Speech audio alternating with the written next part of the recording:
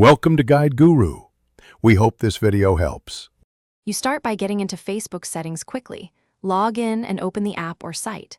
Once done, tap the menu icon or the down arrow in the top bar, then pick Settings and Privacy and select Settings. This access point leads directly to privacy and security options where face recognition lives.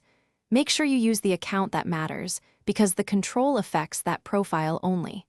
Now that you're inside settings, keep the page open and look for the privacy or face recognition entry to continue. Next, you locate the face recognition setting itself. On desktop, scan the left menu under Privacy or Profile.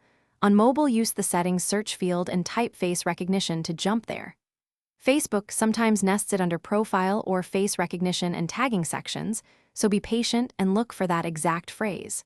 Once you see the face recognition option, tap or click it to open the toggle and the explanatory text. Read the short description so you understand what enabling or disabling will change for tagging and suggestions. Finally, choose your preference and toggle face recognition on or off. Changes typically save right away. If you turn it on, Facebook may use it for photo suggestions. If off, it refrains from using that facial template for tagging.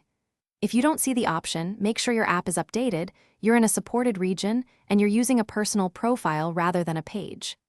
As a troubleshooting tip, restart the app, update, or reinstall, and clear cache, then revisit settings to confirm the control appears. Thanks for watching. Consider subscribing if we helped you today.